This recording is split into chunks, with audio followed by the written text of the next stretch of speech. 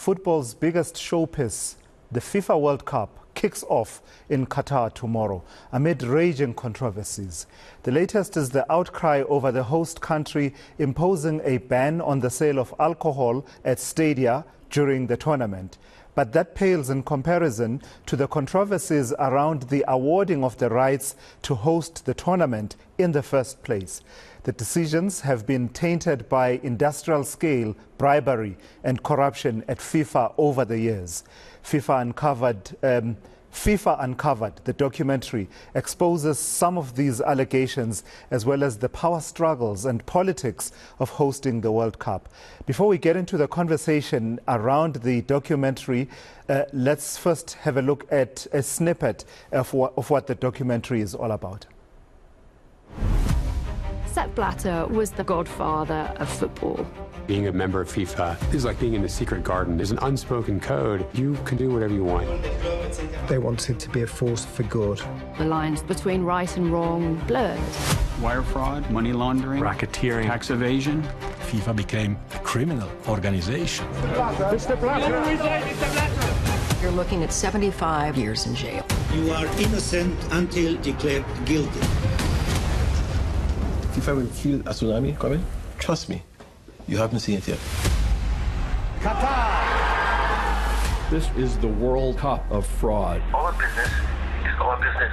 Greed and politicking and backstabbing. FIFA is under fire. It's the biggest sports corruption scandal we've ever had.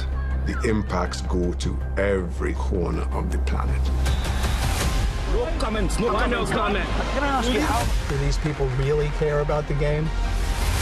There were people I knew quite well that had just been arrested. Where is my security? If one of us is corrupt, we all are. Let's go, FIFA! Let's go, FIFA! Now you have created a monster.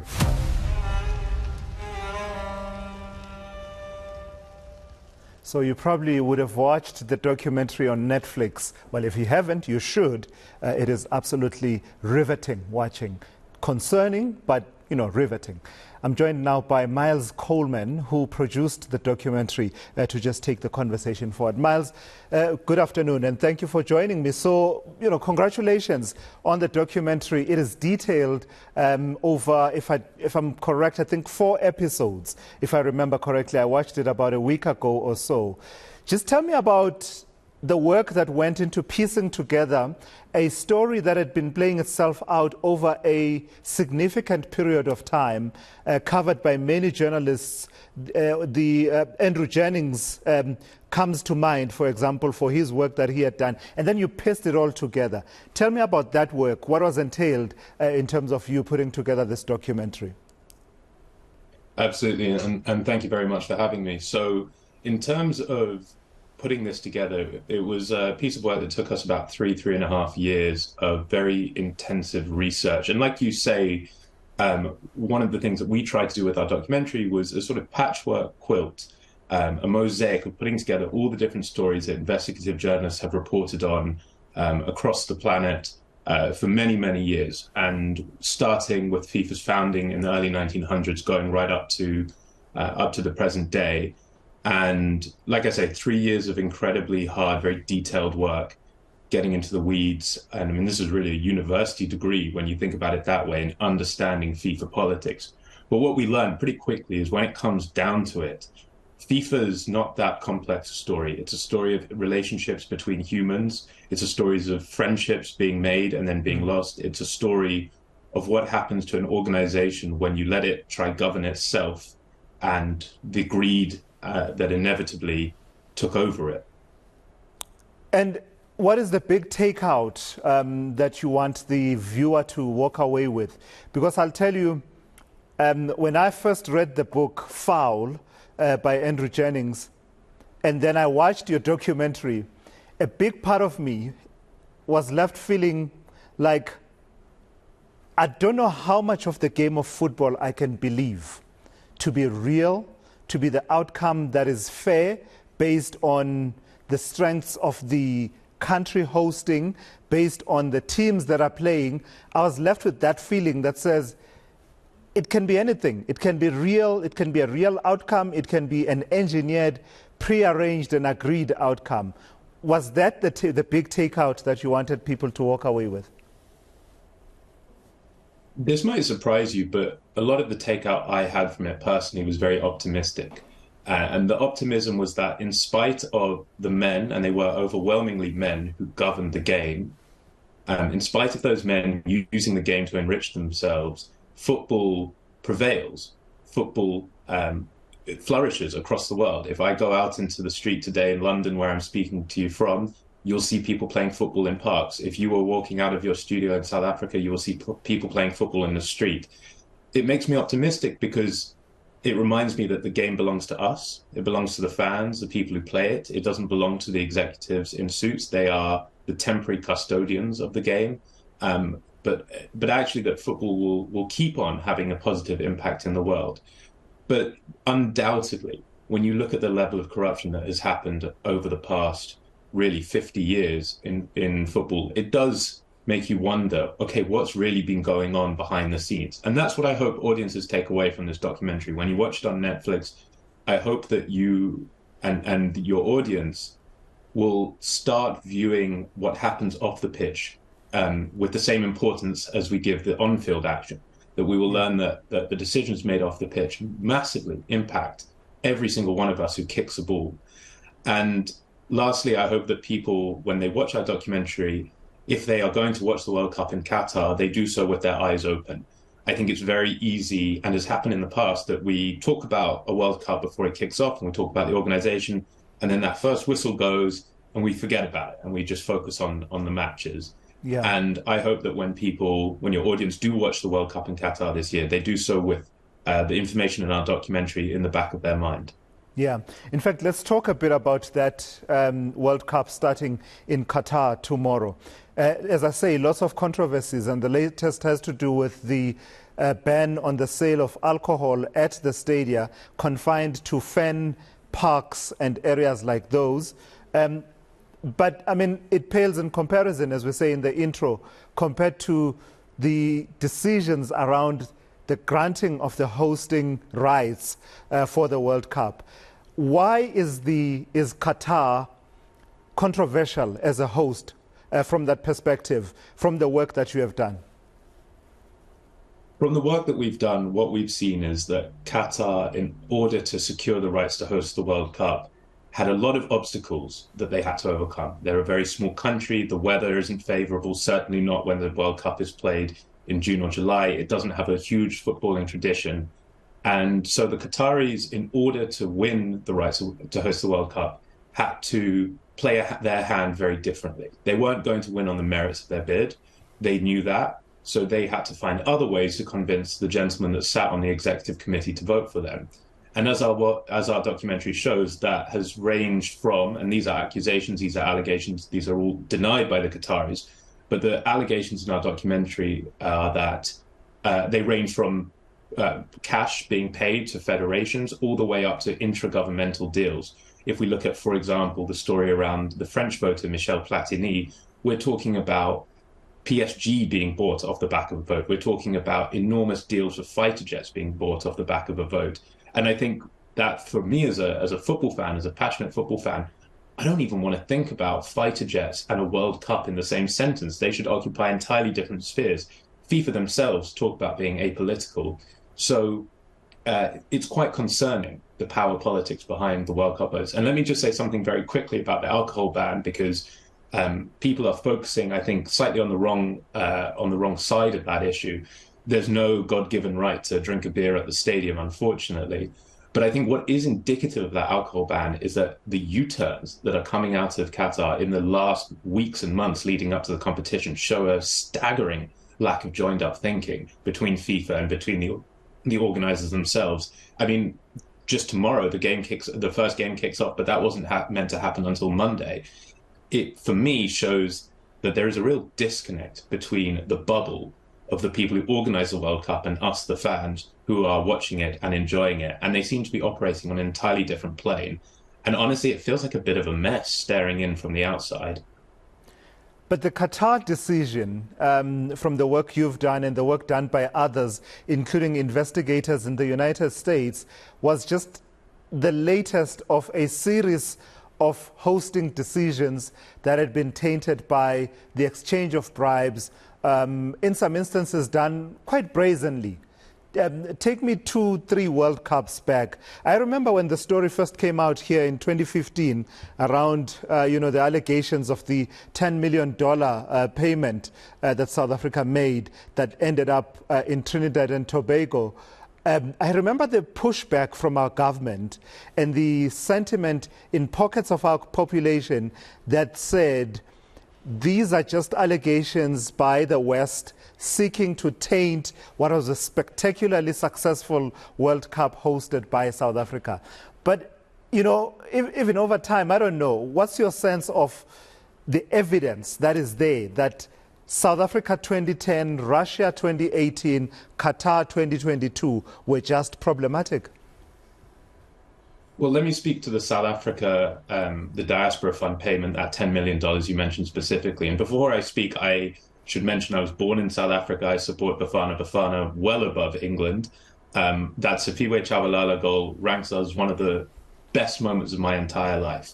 What worries me when people make these ad hominem attacks, what they're saying is not that the allegation is wrong, but who are you to say it?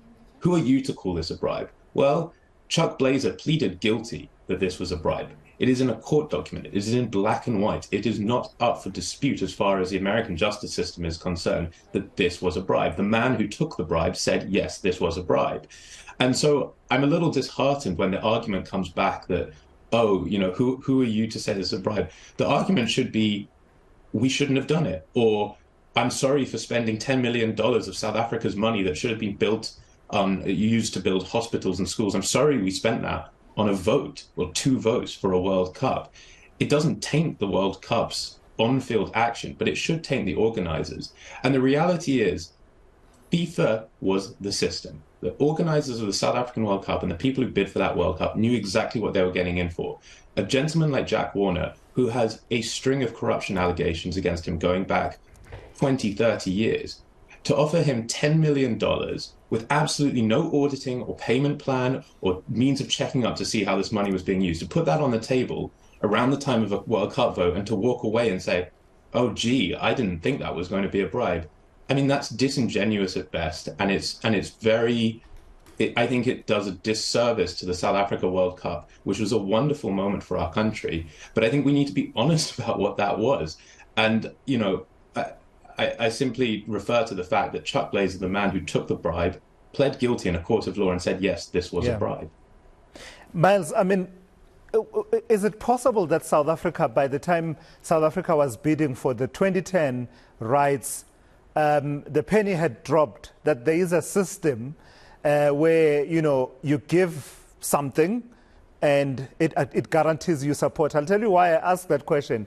Many of us in this country believed that the 2006 decision where Germany got the rights, something untoward happened there, because it was all systems go in terms of the federations and confederations that had pledged that they would support South Africa, but for one vote that changed on voting day at the floor of the venue where the voting was happening. So in other words, has it become so systematic within FIFA over the years that all these countries, South Africa, Russia, Qatar, and anyone else who will be bidding going forward, now know there isn't another way of securing the rights to host this showpiece, which can boost your football and infrastructure, but you can't get it unless you're paying bribes? Spot on, exactly right. And I'm very happy you mentioned that point, because the 2006 vote was something that was very difficult for us as filmmakers. And as you and your viewers will have seen, it's not included in the documentary. One reason for this is there is no solid evidence that the voter from New Zealand, Charlie Dempsey, was offered a bribe one way or the other. And as responsible filmmakers, it's very hard for us to say, oh, sure, he was bribed with no evidence. What we've got in our documentary is backed up by hard evidence. There's a lot of suspicions and allegations swirling around that 2006 vote. And I think your point is absolutely valid, that when South Africa lost that vote, they must have sighed very deeply and said, we have to do this in a different way. We have to do this. We have to take out all of the risk factors. I think that's what Russia did. I think that's what Qatar did. The 2006 bid was something we were hoping as filmmakers to discuss with Danny Jordan, who agreed to do an interview with us and pulled out at the last minute, much to our disappointment. And I think that the 2006 allegations are absolutely right, are indicative of a culture within FIFA where World Cup tournaments stopped being awarded based on merit and they started being awarded based on the ExCo's self-interest. And if you're bidding for the World Cup, you can't be naive. You can't think this is a rainbow and sunshine and some sort of magical fairyland. You have to play the game. And in the case of the South Africa bid, the game was ensuring that Jack Warner and Chuck Blazer bought CONCACAF votes for cold, hard cash. And I can only hope that that is a system that will be reformed moving forward, but we will have to see. Miles, so as $10 million maybe doesn't really, hit the spot in terms of painting a picture of how much money we're talking about. I checked what the equivalent of that would be in today's money. It's about 173 million South African rand. And there's no dispute around the fact that this money was dispatched from South Africa via Europe to Trinidad and Tobago. That is not in dispute. Where the dispute arises is where our government and our local federation insist it was for the diaspora fund to support the African diaspora in Trinidad and Tobago. From the work you've done, can a South African sitting here now watching this documentary feel at least comforted that something was achieved? The African diaspora in Trinidad and Tobago is enjoying, I don't know, fantastic sporting facilities that came at a cost of what is today the equivalent of 173 million rand. I think it's fair to say that one member of the African diaspora in Trinidad and Tobago is enjoying that money. That one man is Jack Warner. There was never any legacy built. There was no programs. There was no training center. Nobody bought a football shirt. Nobody bought a cone. Nobody bought a blade of grass that we have been able to uncover. And I think it's particularly sickening that Jack Warner was leaning on very meaningful terms like African diaspora. I mean, he's essentially evoking the legacy of slavery in order to ensure that he got a payday out of this. I mean, that's absolutely sickening. It's disgusting. And I think that, as South Africans, all South Africans should be concerned that their money was handed over to this man and that nothing good, nothing productive has been shown to come out of it. And there's another incident that we deal with in the documentary where Nelson Mandela was flown over as a sort of ego trip for Jack Warner. He was flown over while frail. It was one of his last foreign visits, a sort of 19-hour trip to Trinidad, also that, Jack Warner could parade him around, essentially. And it shows the level to which the FIFA ExCo voters were on a different plane in terms of their ego. And also it shows the way in which the FIFA system meant that South Africa had to say yes. If Jack Warner called up whoever and said, listen, in order to get my vote, not only you haven't done enough yet, you need to send Nelson Mandela, the wonderful statesman that he was, to my hometown, and he needs to do a banquet for me. And by the way, that banquet was hosted in a sports center that was owned by Jack Warner. So he put on everything. I mean, he was making money every which way from that trip. Wow. I think it's just, as South Africans, it's heartbreaking. I hope it doesn't taint the memories of the tournament because there are happy memories, but we just need to be conscious of this fact. Yeah, absolutely. We have to be realistic about it. I've got two quick questions for you, Miles. So when the indictments were coming out from the United States through the FBI and the Attorney General, there were two suspects whose names were never revealed that were South African. If I remember the numbering correctly, it's a couple of years back, and I worked on the story at the time. I think it must have been accused number 15 and accused number 16. I may be wrong in terms of the numbering, but there were two. They were never named, and we expected that at some point there would be extradition requests and there would be follow-through on that. It seems to have died down.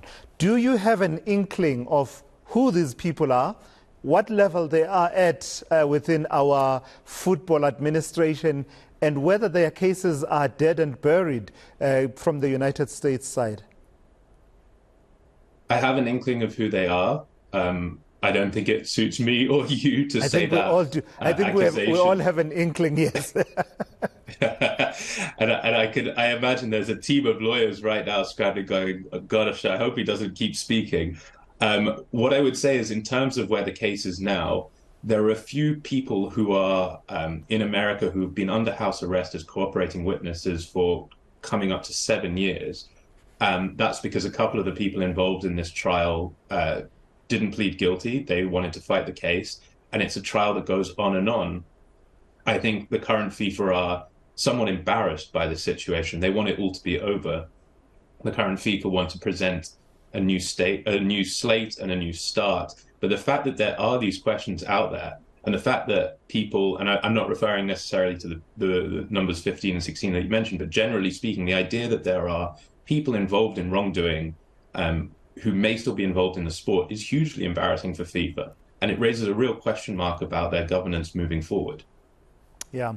Lastly, to what extent has Gianni Infantino and the others who have now moved into FIFA House, the headquarters of FIFA, to what extent have they been able to sort of change the governance culture at FIFA, or was it all cosmetic? No longer Sepp Blatter, now Gianni Infantino? It's funny because a lot of people have spoken about that in relation to our documentary. They've said, you know, your documentary doesn't look at Infantino. Really, he's a small part of it. And that's absolutely true. When we set out to make this documentary, we wanted to answer two questions. Why were the arrests made in 2015? And why did the World Cup go to Qatar? And we always intended for the project to be sort of about that era of FIFA. Who knows, perhaps one day we'll be back in a couple of years' time talking about FIFA Uncovered 2 and looking at the current generation. But what I would say is this, is in terms of where the questions are about the current FIFA and where the real concerns are, I think we've moved into a completely new phase, which is about FIFA and sports relationship with politics. Now, I'm not saying corruption has completely disappeared from FIFA. I don't think corruption's disappeared from any element of the world or sports. And honestly, we're at a point where we don't know an awful lot about Gianni Infantino's FIFA. The stuff that you hear is, I suppose it's for the journalists investigating that to make up their minds. But in terms of the questions that I have as a fan, is what is Gianni Infantino's relationship like with dictators, with authoritarian repressive states? When Gianni Infantino goes on stage and says we should have a World Cup every 2 years, it's very notable that the football association that proposing it was the Saudi Arabian Federation, and that they have a very vested interest in getting the World Cup to Saudi Arabia soon, to sort of keep burnishing their country's reputation with sports washing, which is a tactic that is being employed increasingly in football. So Personally, that's where I'm sort of very interested in exploring more. But I also think, and I take my hat off to journalists across the world, especially in Africa, who are continuing to ask the question, is there still corruption at FIFA? And while I, as a filmmaker, I'll be watching very carefully to see what the results of that investigation are, because FIFA will swear blind that it's gone, that it's cleaned up, that it's a new house. But there are many credible journalists who are already starting to question whether that's the case. So I suppose the answer to you is watch this space. Yeah, absolutely. Miles, I've got to thank you for your time and your generosity in sharing of some of your work there. That's Miles Coleman, a filmmaker who is part of the team that put together that Netflix documentary, FIFA Uncovered. You really, really should watch it.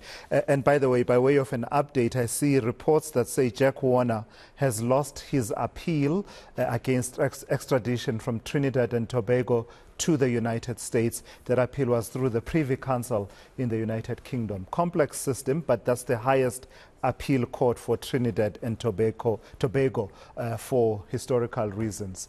All right,